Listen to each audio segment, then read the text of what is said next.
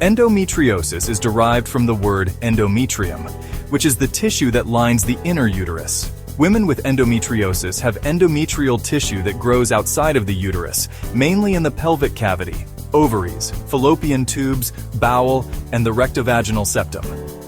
Symptoms include dysmenorrhea, which is commonly called menstrual cramps, painful intercourse, chronic pelvic pain, irregular uterine bleeding, and sometimes infertility. The prevalence of this condition in young women who experience pain, infertility, or both is as high as 35 to 50%. According to the most convincing model, known as the retrograde menstruation hypothesis, endometrial tissue fragments reach the pelvic cavity through backward flow of menses through the fallopian tubes, and then implant in the pelvic cavity. Medical therapy is merely symptomatic, and removal of the abnormal tissue as well as corrective surgery is linked to high recurrence rates. Although surgical lesion eradication is considered a fertility-enhancing procedure, the benefit on reproductive performance is only moderate. Assisted reproductive technologies, like in vitro fertilization, constitute a valid alternative. Endometriosis is also associated with a 50% increase in the risk of epithelial ovarian cancer. The inner myometrium, which is the muscle of the uterus, is responsible for peristaltic-like wavelike movements in the non-pregnant uterus. Hyperperistalsis and dysperistalsis, or abnormal contractions of the uterus, underlie many important disorders such as dysmenorrhea, infertility, implantation failure, and preterm birth. The main function of the inner myometrium seems to be the modulation of uterine peristalsis, and this is an area that is increasingly believed to play a significant role in fertility. Inner myometrial contractions actually vary in orientation, amplitude, and frequency throughout the menstrual cycle under the influence of sex hormones, estradiol, and progesterone.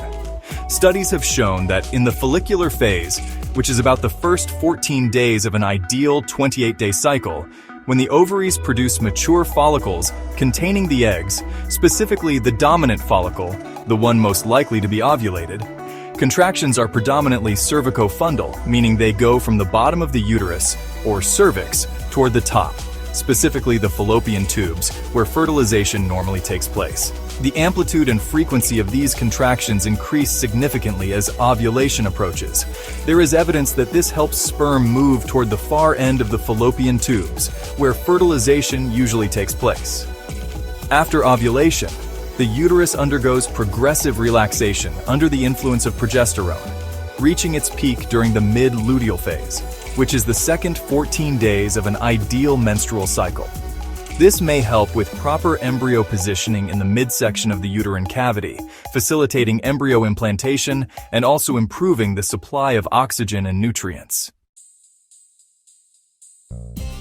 In healthy women, sperm transport to the tubes is facilitated by regular, rapid, and sustained cervico-fundal peristaltic waves, meaning the sperm is driven by these organized contractions from the bottom of the uterus, the cervix, to the fallopian tubes where fertilization takes place. These contractions increase in both frequency and intensity as the follicular phase progresses and ovulation approaches. There's actually a preferential transport of sperm on the side of the ovary that's destined to produce the dominant follicle, the follicle which will ultimately release an egg in any given cycle. And yes, women normally ovulate from different ovaries each cycle.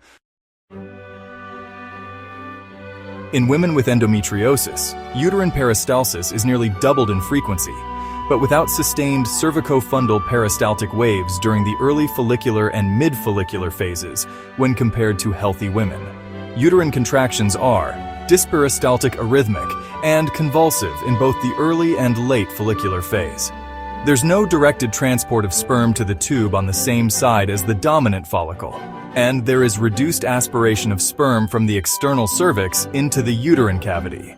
In fact, there's about a 3-fold decrease in sperm content in the ampullary portion of the fallopian tube, the site where fertilization normally takes place.